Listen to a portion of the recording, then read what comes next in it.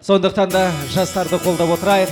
Бүгін бақыт кешіне келдіңіздер, үйлену кешіне келдіңіздер, жастардың керемет сезім кешіне келдіңіздер деп есептеңіздер. Ендеше махаббаттың гимн айналған жар әнімен бүгінгі тойдың қос жұлдызы, қос аққуы Жарылқасын мен Әйгерімізді қарсы алайық ағайын. Шапалақтарыңыз қайда?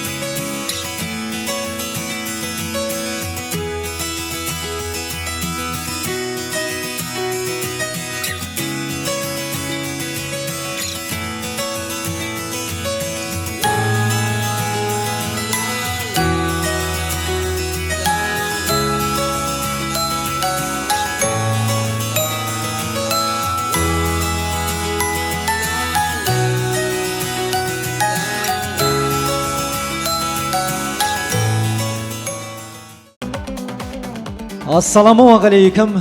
Ораны алаш кереге сағаш болған тарихи Тұранның текті туған оландары мен қырандары.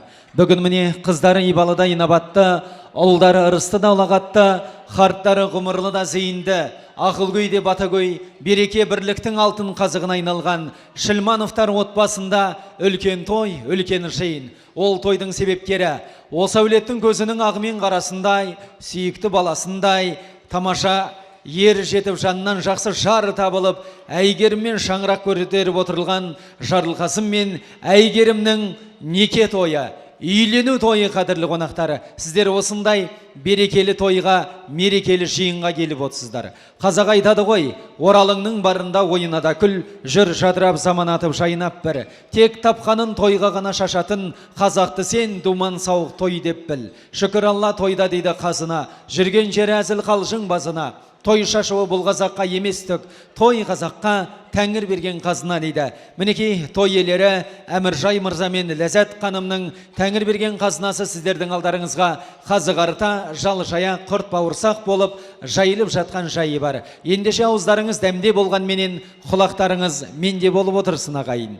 Бүгінгі жастар, оның ішінде біздің Жарылқасын Әйгерімдей сұлуды қалайды, бақытты болып жүруді қалайды, ата-ананың ақ сөзін айтқызбай ақ ұғуды қалайды, қала берсе ғұмырлы болуды қалайды. Ал мына отырған жұрт бүгінгі махаббаттың иелері Жарылқасын мен Әйгерімнің құрметіне шапағатты шапалақ соғуды қалайды деп тойды бастап алайық ағайын. Той қыласын. Әрине. Ой, бәрекелді. Осындай тілекті азайтып әнді тамаша шырқаған біздің қонақтарымызға сыйлығымыз бар. Аға, мынау асабаның қоржынан кішігірім сыйлық. Аппақсыз аға, аппақсыз, құдағиларға қалай жақпақсыз, кәстүм шалбарды кеуіне киіпсіз, галстукты тақпапсыз деп бір қошеметтеп қояйық бұл кісіге. Міне даусын көрдіңіздер. Қошемет! Той иелері! Шапалақ! Ай, бәрекелді! Ой, бәрекелді! Жақсы әке деген, алақанға салып мәпелеген, қыздары әкелерге аспандағы аймен күнді әперде беркелеген деп, Әйгерімін еркелетіп алақанына салып өсірген аяулы әке Болат құда ортада қайындар. Келіңіз. Ал енді туған құлыным деп аймалаған, өзіңдей аяулы жан қайдамаған. Дүние аналармен көрікті ғой, аналарсыз бақтағы бұлбұл да сайрамаған. Менің Ләззат анамсыз 4 баласы күлім қағып күлмейді, бақытты болып жүрмейді. Баласы анасы барда ғана бақытты. Ләззат ханымға бір қол соғайық шағайын. Келіңіз. Қас қойдық, екі қолды бос қойдық, ет етке, сорпа бетке дейді ағайын. Сондықтан алдарыңыз қас қойғаннан кейін ала беріңіздер. Мынау ет деген жақсы, ет дегеннен еске түседі ғой. Бір күні бір тойда үш әжеміз қатары отырып қалып, бір-біріне мақтанып жатыр дейді. Бірінші әжеміз айтатын көрінеді: ай қыздар, менің жалым бір отырғанда бір табақ етті бір жеп қояды десе, екіншісі: ай сеніңкі түк емес, біздікі бір отырғанда бір қойды бір жеп қояды десе, үшінші әжеміз үндемейтін көрінеді. Сосын екеуі сұраған ғой: ай сенің жалың ет жемей ма, неге үндемейсің деп. Сөйтсе үшінші әжеміз айтатын көрінеді: ай қыздар, несін айтам, менің жалым кезінде бір колхоздың қойын бір жеп қойған деп. Сондықтан да алдарыңызда қастан, дәмнен, тұздан ала отырыңыздар. Ет етке, сорпа бетке дейді. Ет жегенде білесіздер, қасқырмен қазақты мазалауға болмайды. Сондықтан да біз сіздерді мазаламай 3-4 минут үзіліс жариялап, үзіліс кезінде қазақтың бір күмбірлеген күйімен немесе тамаша бір композициямен дем беріп отырсақ деген шешімге келдік. Бәрекелді. Ал құдалар, қош келдіңіздер. Құдаларға не айтамыз? Ұлдарыңыз өсіп бай болсын, қыздарыңыз өсіп бай болсын, құлын өсіп тай болсын, тоғытерін айтқанда дәулетке сәулет сай болсын. Ірі болыңыздар, тірі болыңыздар, Мұқағали Мақатаев айтқандай, ең жақсы жандардың бірі болыңыздар. Араларыңыздан 3-4 адам сөйлейсіздер ма? Жоқ әлде барлықтарыңыз сөйлесеңіздер, мен үйге барып душқа түсіп келейін ағайын. 2-3 адам сөйлейсіздер, келістік онда. Міне, үлкен ақ жаулықты анамыз бастап берсін. Қош келдіңіз. Анамыз ғой, Болат ағамыздың, Талғат аға өзіңіздің анаңыз, ой бұрмай, алып анадан туат десе сенбеуші едім ағайын. Мынандай анадан мынандай азамат туып отыр ағайын. Қол соғайықшы, өтініш. Алып анадан туат дегенге бүгін сеніп отырмын. Рас айтам, қадірлі ағайындар. Әйелдер биік-биік төрденсіңдер, қызықты да шыжықты көргенсіңдер. Денің сау, басың аман болса, әлі талай бесікті терберсіңдер. Шежіреге аттарың кірмесе де, шежірені жасап берген сендерсіңдер. Әйелдерден пайғамбар шықпаса да, пайғамбарды туып берген сендерсіңдер деп, Бөкеңнің анасына бір қол соғып қояйықшы. Анақ келген жігіт, қазір ортаға шақырайын деп отырмын. Жеңгемнің арқасы деп ойлаймын, жылы жұмсағын беріп, бағып қас-қабағына қарап отырған Мұқан мырза, қайдасыз? Бәрекелді, өте жақсы биледі. Шапалақ! Міне, өй! Хоп! Тасса! Бірақ осы мұғыр билеп тұрып аластар призді, билеп! Шапалақ! Сезімімді байламай сүйемін дешін, шынын айтшы, шынарал кімде көңілің. Келмейді ол. Осау, ойда кеттік әні. Билеп тұрып приз аламыз.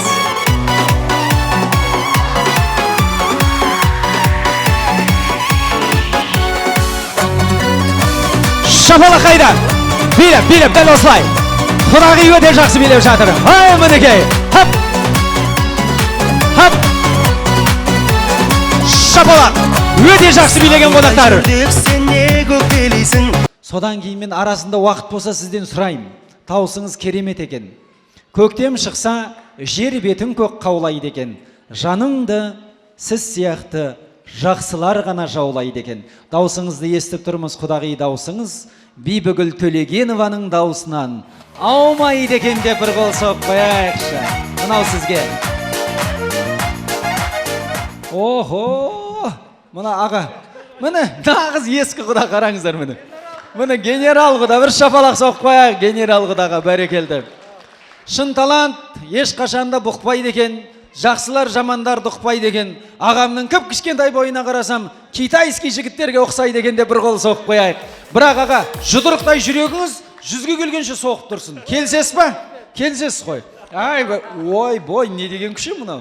Онда суретке түсесіздер, жарай ма? Күліп отырыңыздар. Кредиті жоқ адам ұқсап түсіңіздер. Кредиті жоқ, ешкімге қарыз емес адам сияқты. Келіңіздер кәні, ортаға. Қазір жеке-жеке би батыл дейді ғой, биден жекпе-жек. Екеуіңіз билейсіздер.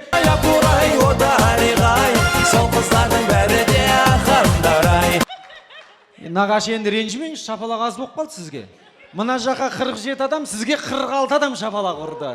Ренж жоқ қой, ренжімеңіз енді, отырыңыз енді. Ал құдағиды жеңетін жігіт бар ма ағайын? Құдағиды жеңетін кім бар? Үйді. Шапалақ қайда? Шапалақ.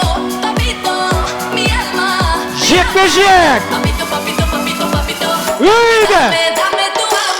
Хоп! Үйді! Шапалақ! Еңіліп қалмаңыз.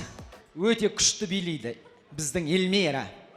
Ал кеттік ендеше. Би батыл, жекпе-жек, кеттік!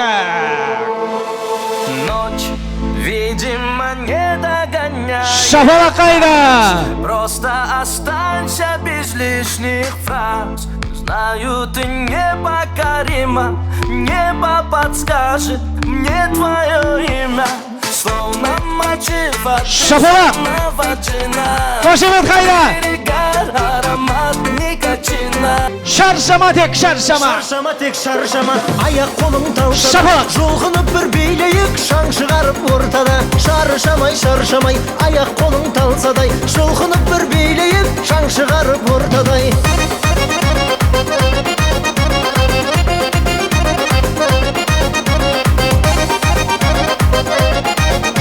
Сізден бастайық. Кәні, сіз менің сұрағыма Б деген әріппен жауап беруіңіз керек. Тез ойланбастан менің кез келген сұрағыма.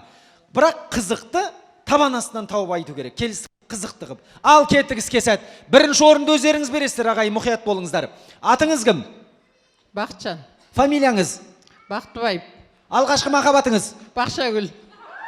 Сіздің махаббатыңыз қызық екен, Бақшагүл дейді. Қазіргі махаббатыңыз? Бақтылы. Бақтылы. Қандай машина мініңіз келеді? Барту. Бартовой дейді ағайындар, міне. Шапалақ қайда өзінің заманындағы. Осылай қызықты қылып айту керек. Қайда барасыз? Қайда барасыз? Бақытқа барам. Бақытқа барасыз. Қайдан келесіз? Қай қаладан? Бурабайдан. Бурабайдан келесіз. Бурабайда не жұмыс істеп жүрсіз? Браконьер болып істеймін. Браконьер екен. Шапалақ қайда ағайындар, бар ма? Міне, осылай қызықты қылып айту керек, бәрекелді. Қызықты болды. Сіздің қазірше тамаша. Менің әжем сызылып, ойланып отыр қазір. Дайындалып отыр менің әжем. Сіз А деген әріп таңдадыңыз. Жауаптың бәрі Адан басталу керек. Келістік қой менің сұрағыма. Жарай ма? Ал іске сәт. Тез қызықты қылып айту керек. Қызықты. Атыңыз кім? Раушан. Бағаналы бері кімге түсіндірдім? Сіз А деген әріп таңдадыңыз. Жауаптың бәрі Адан басталу керек. Айман, Айгүл деген аттарды айта беріңіз. А деген әріптен басталу керек. Жарай ма? Айгүл, Айман деген жақсы аттар бар ғой. Атыңыз кім? Айгүл. Айгүл. Фамилияңыз? Набиева. Набиева дейді. Жауаптың бәрі Адан басталу керек қой. Абылай Ханова деген әдем ханның аты бар ғой, сондайды айта беруге болады. Жарай ма? Фамилияңыз? Абылайханов. Бәрекел, тамаша. Алғашқы махаббатыңыз? Александров. Александр дейді, бәрекел, тамаша. Шапалақ ағайындар. Мұны осылай қызықты қып айту керек, қызықты қып. Қазіргі махаббатыңыз? Алеша. Алеша дейді қадірлі ағайындар. Міне дұрыс, осылай ойын шартын бұзбау керек, қызықты қайтуы. Қандай машина мініңіз келеді? Автобус. Автобус, шапалақ бар ма ағайындар? Міне, автобус мінгісі келеді. Қайда барасыз? Астана. Қайдан келесіз? Астана, Алматыдан. Алматыдан келесіз ба? Астана, Алматы. Алматыда не жұмыс істеп жүрсіз? Охранник. Шапалақ ағайындар, міне. Менің әжем айттым ғой, ойланып отыр қазір. Келіңіз енді сіздің тапқырлығыңызды байқайық. Сіздің әрпіңіз С еді. Жауаптың бәрі С-дан басталу керек. Менің үлкен әжем сияқты ойынның шартын бұзбай, қызықты қылып айту керек. Табан астынан тауып. Қандай үй жануарын жақсы көресіз? Сиыр. Сиыр. Атыңыз кім? Сәуле. Фамилияңыз? Сериева. Алғашқы махаббатыңыз? Серік. Қазіргісі? Сергей. Сергей, бұлар қайдан тауып алған? Россиямен байланысы бар, мына кісілердің бар ғой. Шынымды айтайын. Қандай машина мініңіз келеді? Сара. Самосвал. Самосвал дейді ға. Міне, қайда барасыз? Семейге. Семейге. Қайдан келесіз? Сарыағаштан. Сарыағашта не жұмыс істеп жүрсіз? Слесарь. Шапалақ ағайын, міне. Бүгін тойда бәрі бар. Браконьер бар. Павлодардан келген охранник бар. Слесарь бар, көрдіңіздер мінекей. Менің әжем, оң жағыңыздан келейін ба, сол жағыңыздан ба? нағашы әже дайындалып отыр, қазір көреміз, байқаймыз бұл кісі не айтады екен. Сіз бұл кісі қандай әріп таңдады? Қандай әріп? Мама? Кеттік ендеше. Атыңыз кім?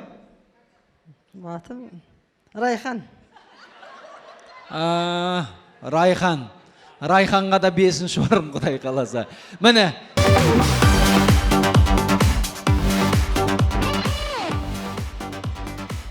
Аса құрметті, қадірі хан қызындай жоғары ханымдар мен мырзалары. Тойымыздың 2-ші бөлігін бастауға рұқсат етіңіздер. Қалалынан дастархан жайылып, керемет тілектер ағынан жарылып жатқанда, 2-ші дастарханды мен өздеріңіз тарихтан жақсы білесіздер. Абылай ханның ақылманы, кеңесшісі болған Бұхар Қалқаманұлы, яғни Бұхар жыраудың тілек деген өлең жолдарымен әдейлеп бастағым келіп отырып. Сондағы Бұхар екең, Бұхар бабамыз сізбен бізге қазақтай халқына Алладан былай деп 11 тілек сұрап кетіпті. Мен әдейлеп жастардың тойын сонымен бастасам деп отырмын. Тыңдаңыздар. Сондағы бабамыздың тілегі. 1-ші тілек тілеңіз бір Аллаға жазбасқа. 2-ші тілек тілеңіз ер шұғыл пасық залымның тіліне ер базбасқа. 3-ші тілек тілеңіз үшкілсіз көйлек кимеске. 4-ші тілек тілеңіз төрде төсек тартып жатпасқа. 5-ші тілек тілеңіз 5 уақытқы 5 намаз біреуі қаза қалмасқа. 6-ші тілек тілеңіз аялаған жан жарың күнінде ертен біреуге тегіннен тегін олжа болмасқа. 7-ші тілек тілеңіз желкіл деген ту келіп, жер қайысқан қол келіп, сонан сасып тұрмасқа. 8-ші тілек тілеңіз 8 қиыр шар тарап, жер тұлданып қалмасқа. 9-ші тілек тілеңіз төреңіз тақтан таймасқа, 90-дағы қарт бабаң топқа жаяу бармасқа. 10-ші тілек тілеңіз омырау үзілген, айды күнде айналған, бұлтты күнде толғанған, тар құрсағын кеңіткен, тас емшегін жібіткен, анаңыз бір аңырап қалмасқа. 11-ші тілек тілеңіз қылығымен күйдірген, назы менен сүйдірген, даусы қудай саңқыған, иісі жұпар аңқыған, таңдап бір алған жарыңыз жылайда жесір қалмасқа деп Алладан 11 тілек сұрап кетіпті. Сол бабамыздың тілегі бүгін шаңырақ көтерген жастардың отбасында және осы қуанышты бөлісуге келген әрбір мейманның жанұясында орындалып тұрсын деп өзіміздің бақытты болашағымыз бен кемел келешегіміз үшін бір қол соғып қошеметтеп қоюларыңызды сұраймын ағайын. Жастар бақытты болсын. Еститін құлақ болса жүрекке сәуле шашатын өлең жолдары сондағы 3 әріп пен 4 әріптің ортасы деп Руслан Нұрбайдың жырлағаны мынау екен. Көз алдымда зымырайды елік күнге мен қалайша келіппін. Жан деген бір 3 әріп кеп ғайыптан өмір деген 4 әріпке келіппін. Содан бері бұлдырайды сағым күнде сабылумен жаным жүр. Ана деген 3 әріпке жаутаңдап, дала деген 4 әріпті жамылдым. Сол күндерде өтіп жатқан жеңді күнім, атым менің енді кім? Әке деген 3 әріптен таныдым, дала деген 4 әріптің кеңдігін. Жайсан жанға шапағатын құйсын күннен махаббатым күйсін мың. Ару деген 3 әріпті армандап, сұлу деген 4 әріпке сүйсіндім. Ақ пен қара жолдарымның жолағы да уақыттың ол қонағы. Дос деген сол 3 әріп кейде, туыс деген 4 әріптен жоғары. Өткен күннің өтеріне ой салған мен тентектіктен тай салмай. Аға деген 3 әріпке жетіп біз, ақыл деген 4 әріпті айталмай деген екен. Осы өлең жолдарында айтылғандай, мен ойлайым, Жарылқасын мен Әйгерімнің арманы жоқ. Ана десе, аналары бар, әке десе, Әміржай мен Болаттай әкелері бар, дала десе Сарыарқадай даласы бар. Өздеріне сұлу, өздерінен асқан ару жоқ бір-бір үшін. Осы өлеңде айтылғандай, Жарылқасын мен Әйгерімнің 4 құбыласы тең болсын, керегелері кең болсын, дендері сау болып, басар жерлері бетегелі бел болсын деп, жастардың құрметіне бір қол соғып қояқшы ағайын, жастардың құрметіне. Бүгін той жаман өтпеген сияқты, официанттарға дейін алғыс алды. Досымжан, сенде жаман басқармадың деп өзімін қамшылап қояйын енді менде. Менде бір атаның баласымын ғой, қадірлі ағайындар. Алғыстен сіздер айтасыздар, той иелері айтпаса да.